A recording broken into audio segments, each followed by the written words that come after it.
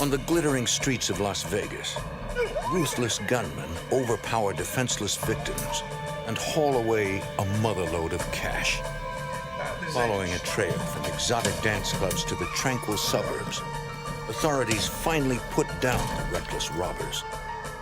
But a daring jailbreak leads the FBI to a violent showdown with a man so desperate that he'll risk his own family to get what he wants.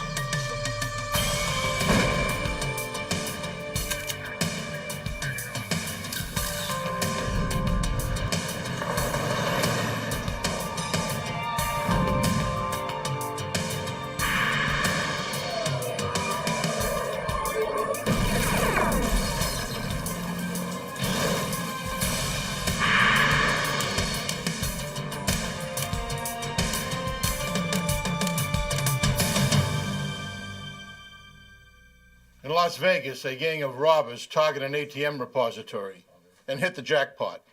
They take over $1 million in cash, the largest heist in Las Vegas history. I'm Jim Kallstrom, former head of the FBI's New York office. The robbery was well planned and precisely executed.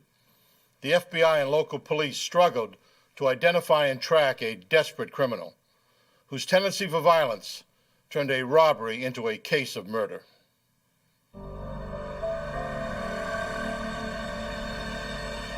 Las Vegas, a gambler's paradise, where even criminals sometimes try their luck. On the night of December 21st, 1998, a Las Vegas couple and their 18-year-old sister-in-law prepare to go to work. The family owns a janitorial service that cleans commercial buildings. Suddenly, two masked gunmen rush up and force them inside their own van. For the cleaning crew, an ordinary workday has just become a night of terror. The gunmen blindfold and tie up their three captives.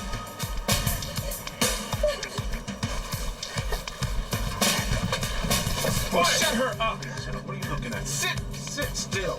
Sit still. Don't move. They can hear the gunman talking to a female accomplice on a radio. Let's go. Let's go. Car 2, are you in position? The gunmen seem to know the janitor's routine. They drive around until 11 p.m., the time they are scheduled to begin work at the Bank of America building. The gunmen even park where the janitors routinely park their van. Get out. Let's go. Your feet down. Let's go, girl. Get out of here. Next. The building is Bank of America's central ATM repository in Las Vegas. Let's go. Cash from 1,200 automated teller machines, often totaling more than $1 million, is delivered there each night. Right here. Pocket. The gunmen force the janitors to use their key card and access code to unlock the door. This bypasses the bank's alarm system. Get in there. Get in. Let's take it. Get over there. Come on. Sit right there. Sit down. Look, turn around. Turn around. The gunmen release the couple and order them to clean the building as they normally would. Turn around. Look. Get out They there. keep the wife's sister hostage to ensure the couple complies with their orders. She is dead. You hear me? She's dead. Act like you're clean. Get out. Now. Get out.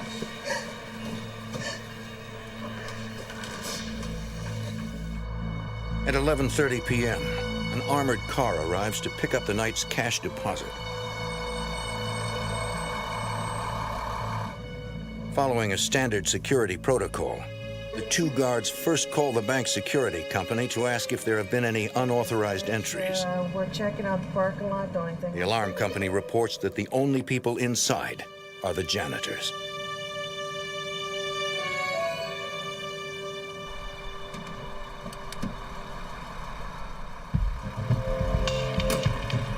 The only vehicle the guards see in the parking lot is the janitor's van.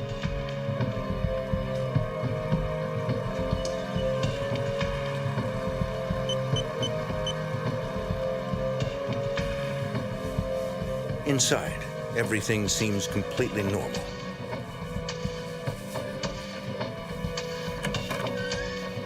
The janitors are too terrified to say anything. The life of an 18-year-old girl is at stake.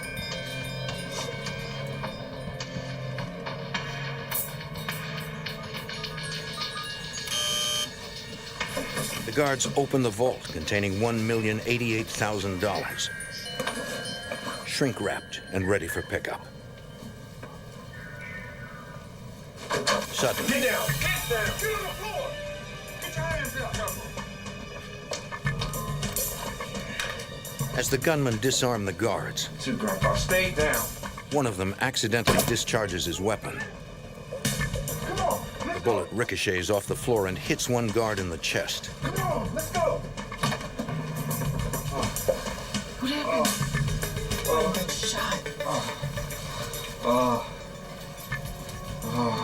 Hang on.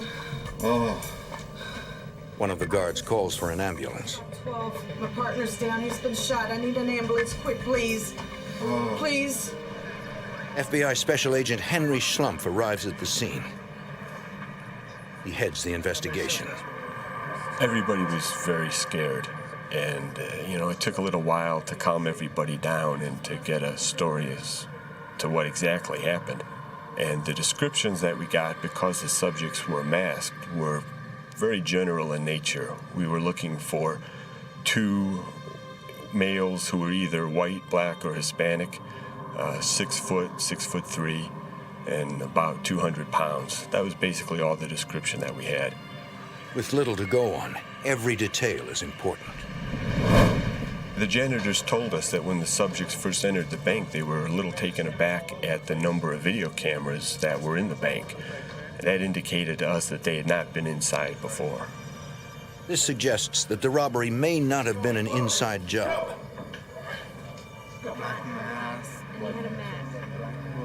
Agents interview a truck driver who witnessed the robbers leaving the depository. Turned over to here, I saw two guys just. The truck driver was making a late-night delivery to a nearby store. He saw two men run out of the depository and throw some bags in the back of a white Chevy S10 pickup truck. And they just took off in that direction. Authorities begin searching for the getaway truck. I put out the announcement for all responding units to look for a white Chevy S10 pickup truck. It wasn't very long after that the vehicle was found about a quarter of a mile from the depository, just parked on a residential street. Investigators run the truck's plates. Ironically, the truck is a police maintenance vehicle that was stolen from a Las Vegas Metro Police lot 1 week earlier.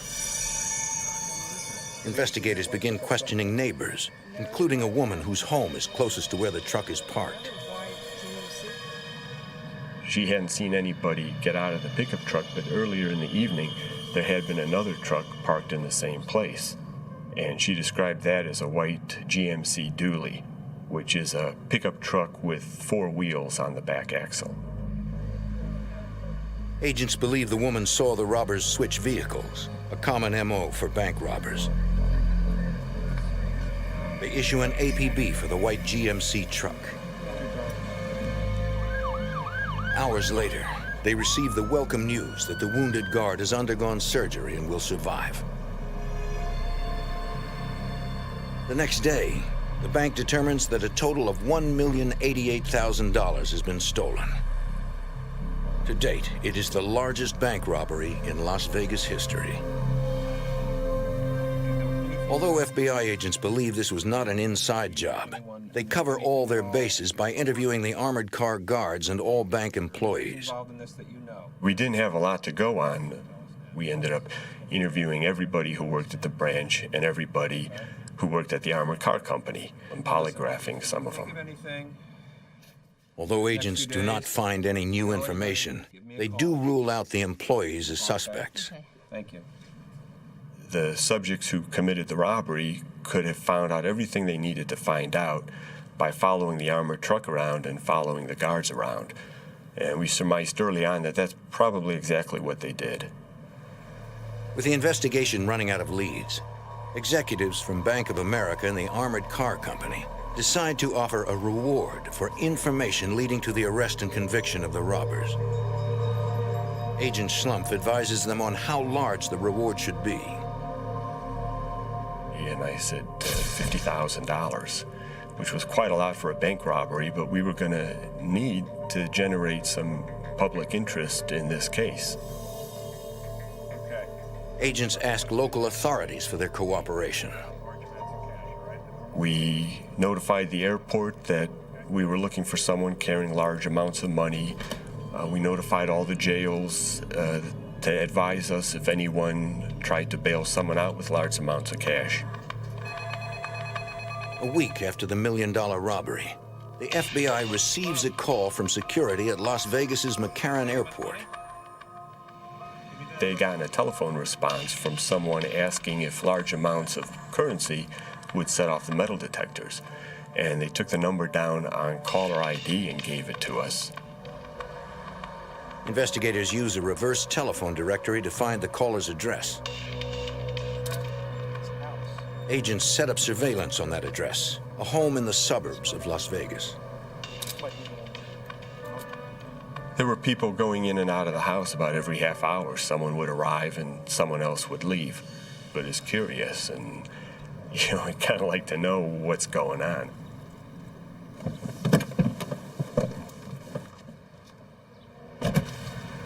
After several hours, agents decide to interview the people in the house. Hello, how are you? I'm Investigator Davis with the Las Vegas Police Department. This is Special Agent Reed. It was just a piano teacher who was giving half-hour lessons.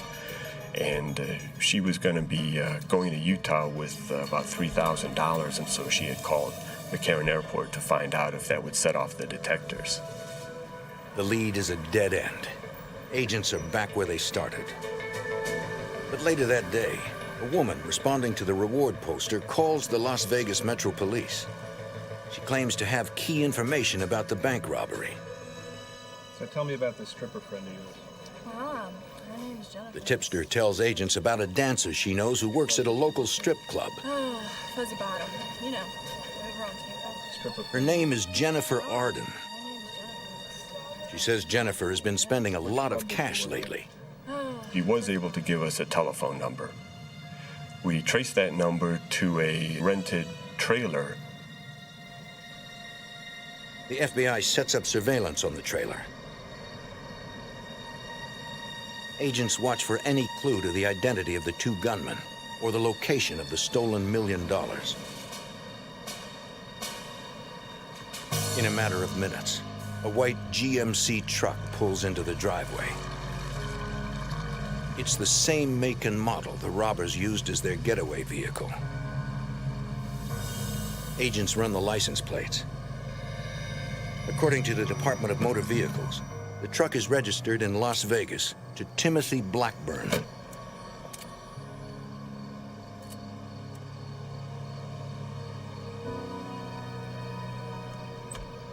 driver enters the house and leaves minutes later.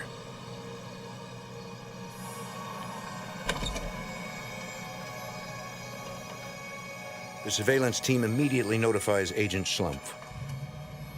The sighting of the GMC pickup gave us enough probable cause to get a warrant for the trailer. Moments later, a SWAT team surrounds the trailer. To serve the warrant, we brought a lot of people with us because we knew we were looking for armed and dangerous subjects. They had already shot one person. We knocked on the door of the trailer and nobody answered, so we kicked the door open and served the search warrant. The SWAT team finds one man in the trailer. He identifies himself as Riley Bates. He reveals that Jennifer is his girlfriend. One team of agents begins searching the trailer for evidence, while another heads to the strip club to question Jennifer. FBI, I'd like to ask you a few questions, please. About what? You've been spending an awful lot of money. The exotic dancer told us that the money was her money that she had made over the past 4 years dancing. and that she didn't know anything about a robbery or anything else. Back at the trailer, agents continue to search for clues. In the bedroom, they find a heavy-duty combination safe. It looks brand new. The trailer was filled with trash, and it was not the kind of place where you would expect anybody with any money to be living. And yet here they had this brand new safe they had bought. What's the combination? Riley claims the safe belongs to his girlfriend, and only she knows how to open it. Find out.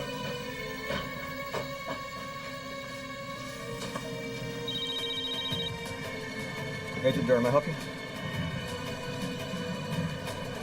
Jennifer, what's the number to the combination of the safe? The agent asks Jennifer for the combination, It's not my safe, it's my boyfriend. but It's not she my says safe. Riley How would I has know it. the combination? Do you hear that? She said she doesn't know what the combination to the safe is. The safe belongs to her boyfriend. So we go back to He says Riley it's her Bates and tell him that his girlfriend said he had the combination, so then he told us the combination. Yep, that's it. Inside the safe, the FBI finds $50,000 in cash and bags of marijuana. told you, man, I was selling pot. Pot? I told you. Riley insists that he made the money by selling marijuana and claims he knows nothing about the robbery. Agents strongly suspect he is lying. But with over $1 million missing, where is the rest of the money? Las Vegas, December 1998. A team of violent bank robbers shoot an armored car guard and flee with more than $1 million. The tip leads the FBI to a rented trailer and a brand new safe containing $50,000. Bunch of cash in here. Jennifer Arden, an exotic dancer, claims she earned the money dancing. Her boyfriend, Riley Bates, says he made the money selling marijuana. You're safe. What's it? Now agents must find the rest of the money. Come on, let's get it. Over $1 million in cash. The FBI calls in one of their top interviewers, Special Agent Brett Shields, to try to get the truth from Riley. Where's that money from? You're getting a lot of trouble here. We tried to remove him from his comfort zone and took him out to my car where he's a little bit more on edge rather than at the comfort of his own home. Selling pot. Yeah. You're gonna get in a lot of trouble here. Yeah, Riley Bates was a shifty little guy. He knew he was in a tough position because we'd found the money in the trailer.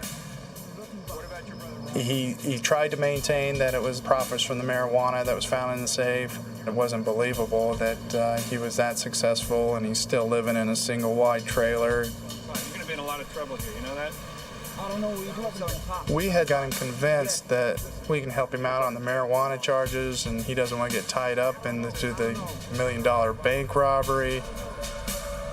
He said, I didn't commit any robbery. So now Agent Shields and I know, we're probably about 2 questions away from finding out who did. So we said, okay, Riley, you didn't commit the robbery, but I believe you know who did commit the robbery.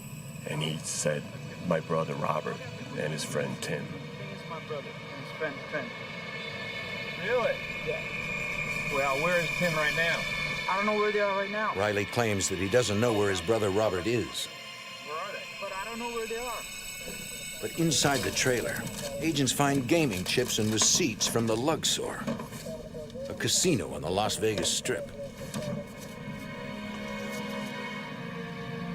So we sent a couple agents to the Luxor, and they contacted management, and sure enough, Robert Bates was staying there.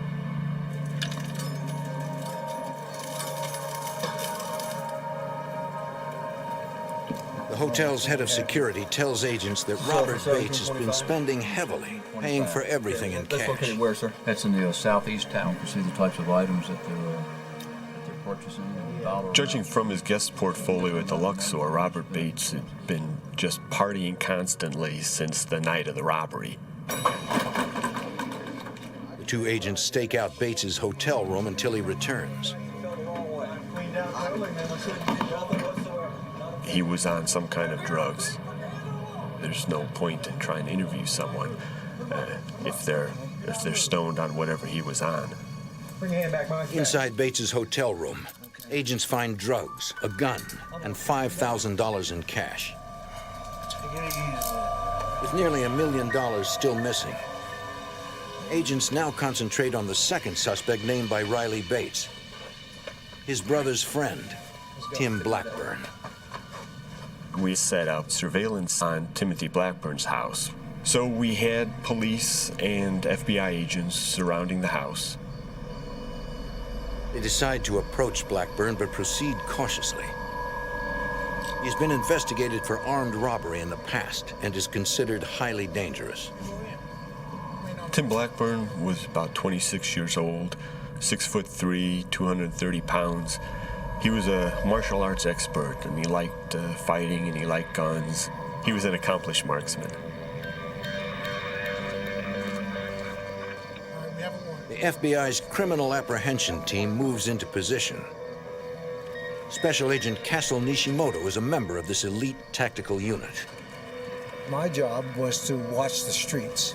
I knew he was armed, but I wasn't particularly scared at that point because I felt confident that I would be able to spot him, and from where I was watching.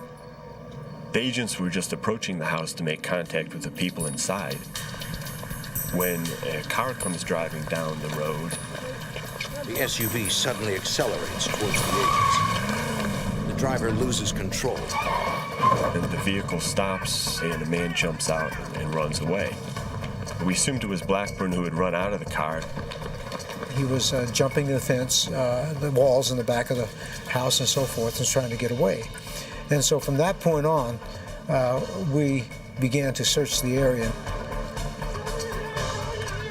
The driver of the vehicle is Blackburn's sister-in-law. Authorities take her into custody.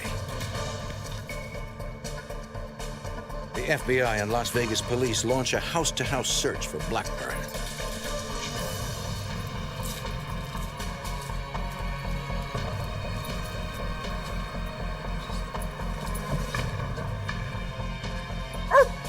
Two blocks away, a canine unit picks up the fugitive's scent. Come out with your hands up! You got me. Come on out! You got me. Well, your hands! Don't make me send the dog. Come on! Blackburn was found by a canine unit hiding under a deck in someone's backyard. He had a mask and he had an ankle holster. Fortunately for the canine officer, the holster was empty. There's nothing in it, man. Blackburn had lost his gun jumping over fences. Man, it's behind you. Back. Sorry, we got him. We're taking him inside for questioning. I don't have him. We're gonna find this. Investigators search the suspect's home while agents question Tim Blackburn and his wife, Sophia. Because I know that you know what's going on. I know that you know where the money is. Can you tell us where the money is now, where it's been put? They offer Blackburn a reduced sentence if he will admit to the robbery. I don't have any money. If you don't see it, it's not here. He refuses. Investigators continue to search the house. An evidence response search is very methodical. It's not just everybody running around to where they think something might be hidden. Everything is photographed first, and then the search progresses room by room, and then the outside is usually done at the end. They find some flex cuffs, like were the same type that the janitors had been bound with, and they found some walkie-talkies and some other surveillance equipment.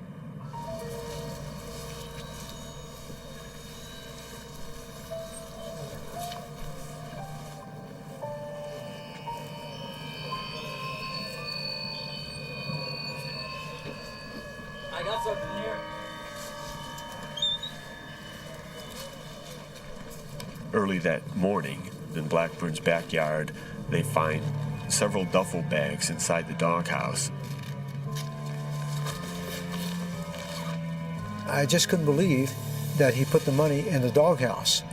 And then on second thought, I thought, well, maybe that might not be a bad place to put the money, since nobody looks there. It's just an innocuous place. Investigators recover more than $900,000, 90% of the stolen money. It took about 10 hours to count it.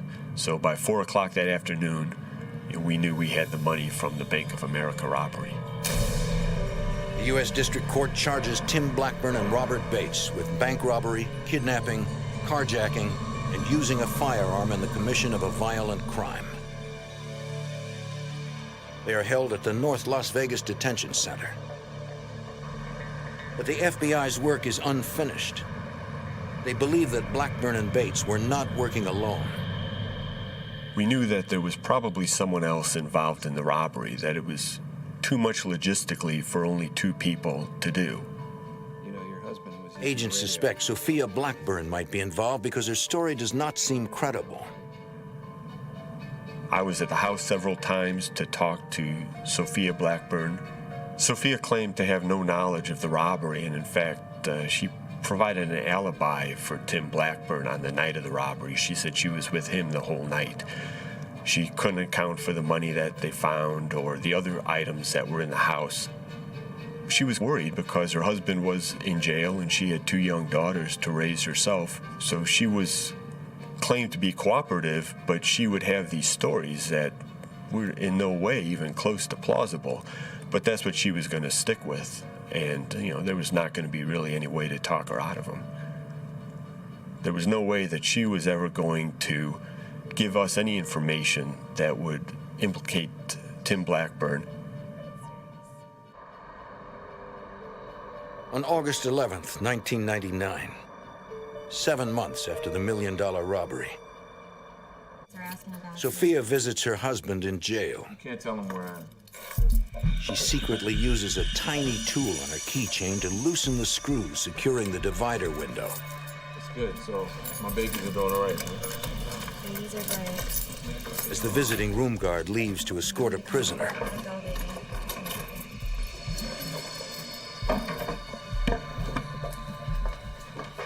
Blackburn removes the bulletproof glass.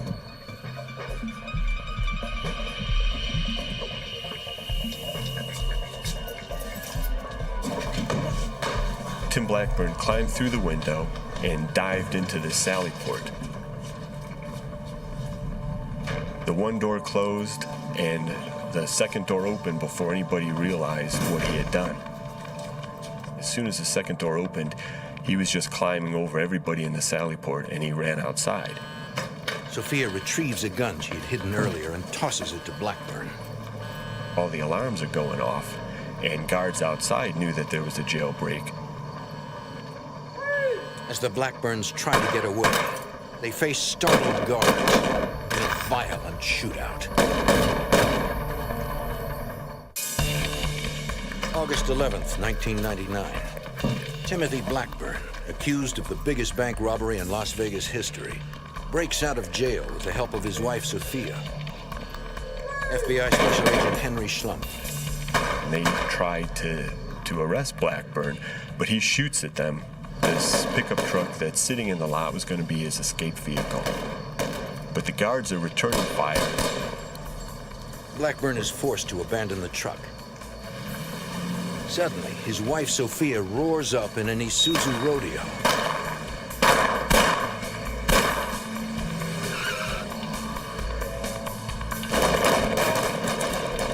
In a matter of seconds, they are out of range. It was hard to believe that Blackburn had actually escaped from the jail because although a lot of people want to escape from the jail and many attempted, very few actually get away. But it just pointed out again how unpredictable Blackburn was. Looking for leads, FBI agents Henry Schlumpf and Brett Shields tracked down the suspect's relatives. Blackburn was going to have to go someplace to get some help. Agents check out an apartment building where Blackburn's sister-in-law lives. Parked out front, they find the same Isuzu Rodeo used in the jailbreak. They run the plates and discover it belongs to Blackburn's wife, Sophia. We see the truck in the parking lot. So now our heart's racing just a little bit more. Adrenaline's pumping. Since he was in federal custody, it falls under the U.S. Marshal's jurisdiction as well. So I called some Marshal friends of mine. We're sitting on this truck, not knowing if he's going to come back out to this truck, and we're going to have a confrontation right there before the marshals get there.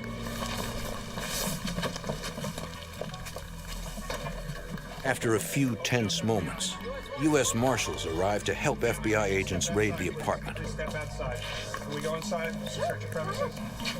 But Blackburn isn't there. Car may have been used in the commission of a crime. You have a Agents ask the fugitive's sister-in-law where Tim Blackburn is.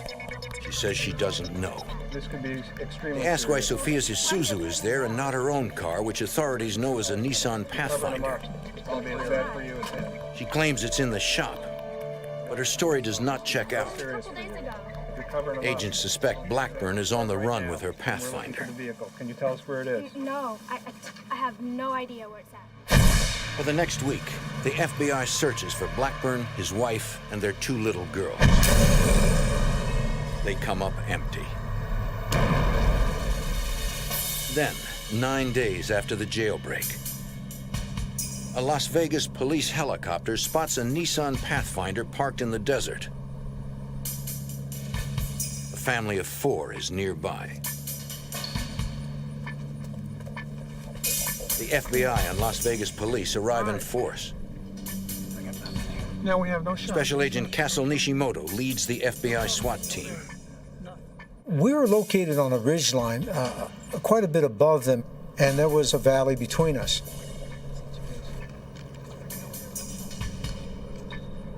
We can see some people about half a mile away, too far away to identify them. If law enforcement tries to move any closer, they will have to move through an unprotected open space. We had to keep our distance from these people because if it was Blackburn, he is a marksman. Nevertheless, Agent Schlumpf daringly volunteers to drive down for a closer look. It did take some courage because the only coverage he had would have been the snipers. And they had at least 300 or 400 yards shot, as I recall.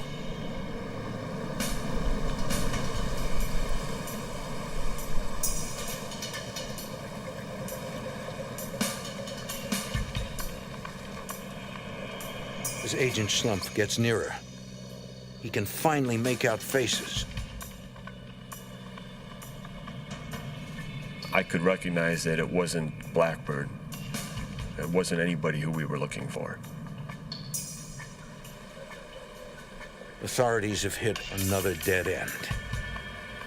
But Agent Schlumpf also realizes that authorities cannot continue to respond on such a massive scale. There must have been 100 vehicles in this valley. All the SWAT vehicles and evidence response team vehicles and police cruisers. And I'm thinking to myself, you know, we can't be doing this every time someone says Tim Blackburn. I mean, nobody's got the resources and we're going to burn ourselves out. The next night, law enforcement pursues the dangerous fugitive with every available resource. We had about 40 agents, police, marshals, Henderson Police Department, detention center people. We got everybody together, and we divided up into teams, and what we were going to do was interview every one of Blackburn's associates, search every house, find every vehicle that he could possibly have access to.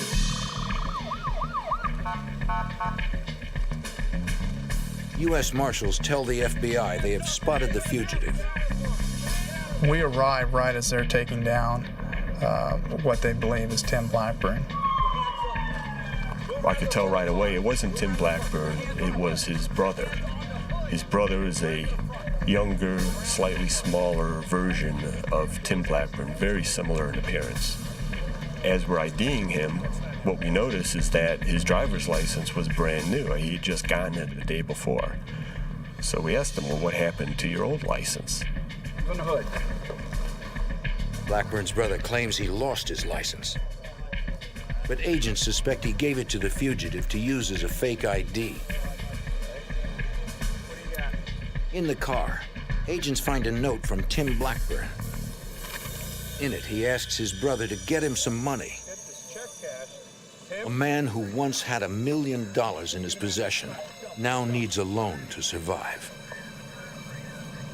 We decided to arrest him for aiding and abetting a fugitive.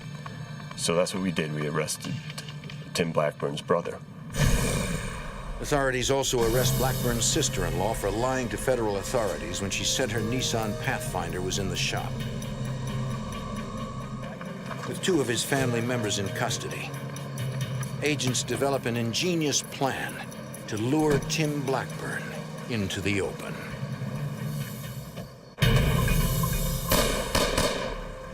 In Las Vegas, a violent bank robber breaks out of jail with the help of his wife. After 3 days of eluding authorities, agents decide to turn up the heat on the dangerous fugitive. One of the people we wanted to talk to that night was a close friend of Blackburn's who worked as a bouncer at a local gentleman's club. Most people who knew Blackburn either liked him or were afraid of him, and neither opinion was really conducive to providing information to us. His friend was really no exception. He didn't want to tell us anything, but eventually what he told us was that Tim Blackburn had called him at the time he was escaping. Blackburn had called up and said, I'm out, and this friend could hear the sirens and stuff in the background. You're the last guy that we know of. So I told this friend, you are the last person who Tim Blackburn talked to that we know about, and I think he's going to call you again. And when he does, we want you to tell him that we've arrested his brother and that the people who have assisted him are going to have to pay for what they did to help him. This putting pressure on Blackburn was an effort to try to get him to realize he couldn't really escape, to get him to turn himself in wherever he was at. The next morning, this friend called me up and told me that, sure enough, Tim Blackburn had called him again, and that he had told him that I'd arrested his brother and his sister-in-law. And, I asked him what did Blackburn say, and he just said he was mad. 2.5 weeks after the jailbreak, FBI agent Henry Schlumpf learns that Blackburn may have returned to Las Vegas. I got a phone call from a Las Vegas SWAT officer. He had just met someone who gave him some information regarding Blackburn's whereabouts in Las Vegas, which to my mind was doubtful. I doubted Blackburn was in Las Vegas. But I asked the officer to ask this fella if he knew the names of Blackburn's daughters. And sure enough, this informant did know the names, so at least we knew he did know Blackburn. The informant claims Blackburn is staying at a motel that caters to long-term guests. Agent Schlumpf and 2 Las Vegas SWAT officers rush to the location.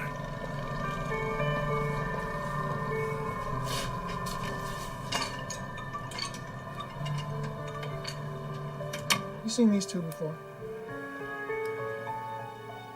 The manager says he's never seen the Blackburns before and they are not registered at the motel. Okay, that's your register. I'm right there. You have a key? Still, Agent Schlumpf decides to rent a room so he can surveil the facility. Okay.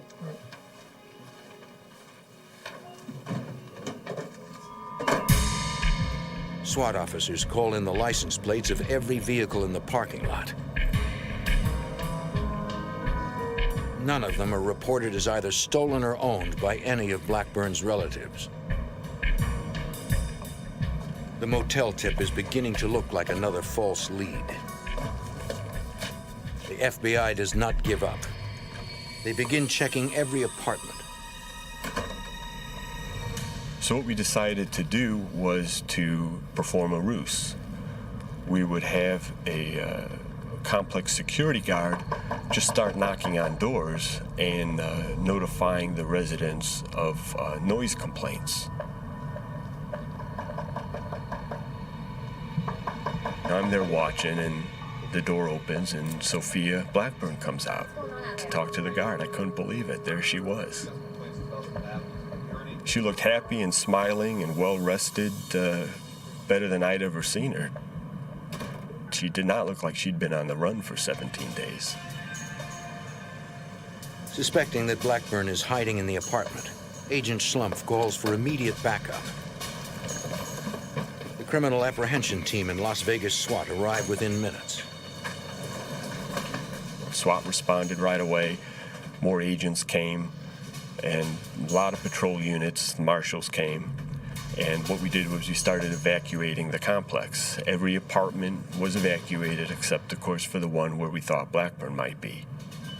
And then we did what we do in 99% of our fugitive cases.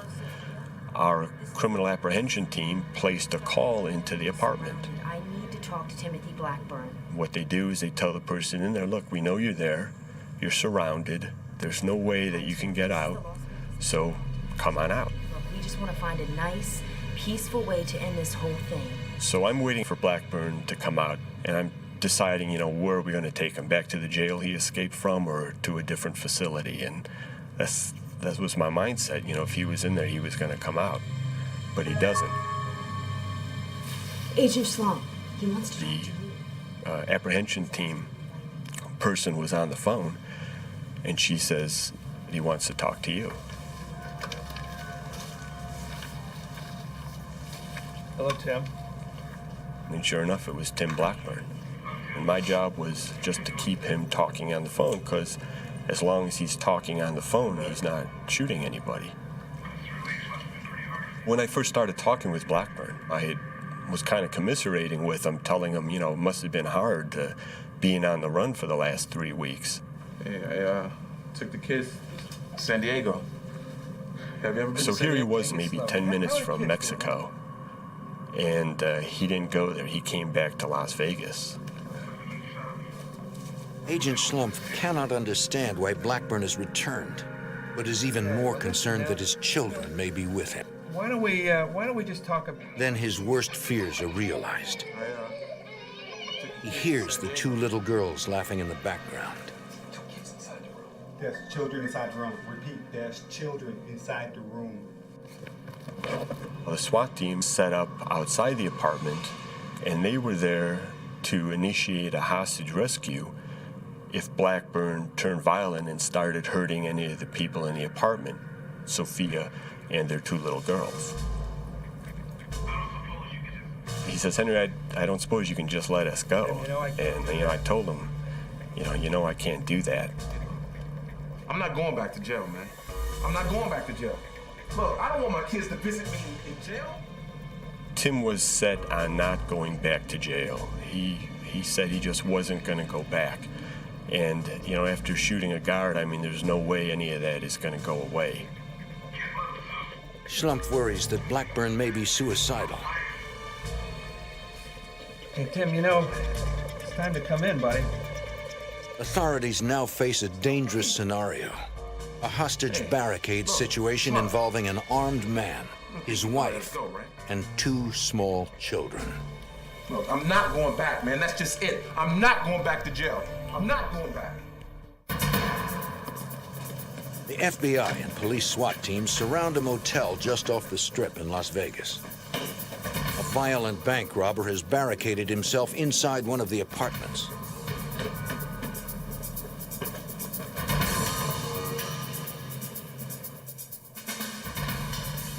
I'm not going back, man. Tim Blackburn is armed and emotional. Inside the room with him are his wife, Sophia, and his 2 daughters. Oh, you came back. FBI agent Henry Schlumpf tries to talk the desperate man into surrendering. Come on out. Although negotiators are present, Blackburn refuses to talk with anyone but Agent Schlumpf, who months earlier had arrested him for bank robbery.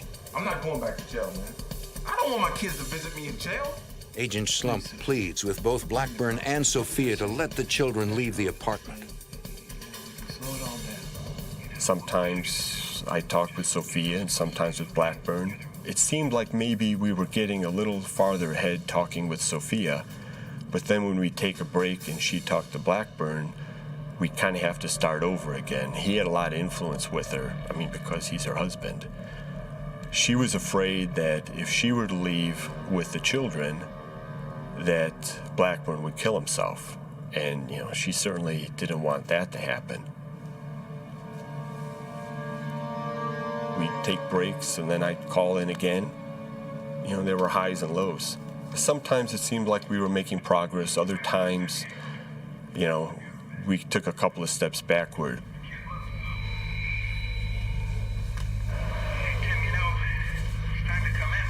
So, Henry, what's the best place to shoot myself in the head, huh?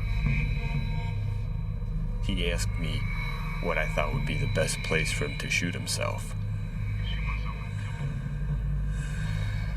And I told him that we had a lot of other things that we could talk about and try to work out before it came to that. How are the kids doing? Blackburn says he put his daughters in the bathtub to protect them. For their own protection.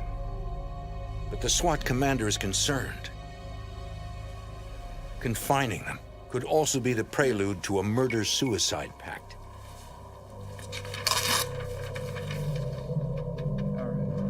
The SWAT team prepares to blow the door in case they need to rescue Sophia and the children.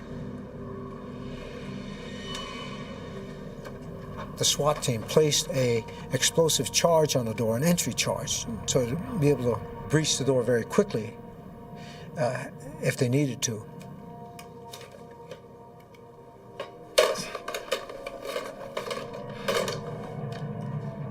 After 4 long hours of negotiation,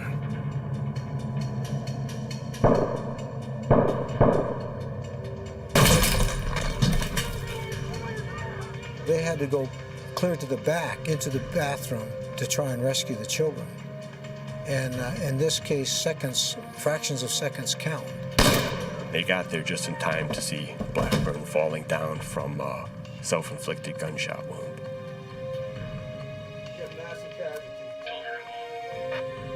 they find Sophia dead. Both the children have been shot in the head and are barely alive. I saw them running very quickly to try to save the children. The SWAT team got them to the paramedics, but they died in their arms. I felt quite saddened that my fellow SWAT officers tried their best and yet wasn't able to save the children. Our mission was to save lives, and we were not able to accomplish that. It was just devastating. It was like the worst possible outcome.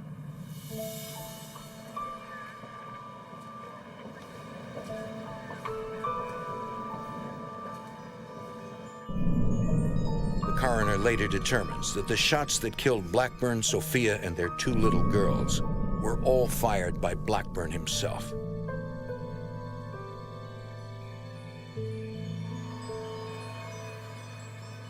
A few months later, in federal court in Las Vegas,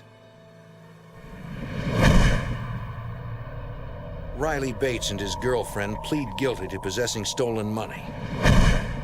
Because of their cooperation, they are sentenced to only a year. Blackburn's sister-in-law is sentenced to 1 year for lying to federal agents and impeding their investigation.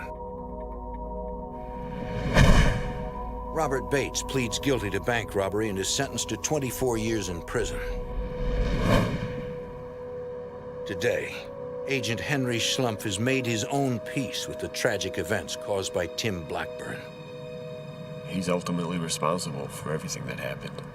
He came back to Las Vegas to do exactly what he did.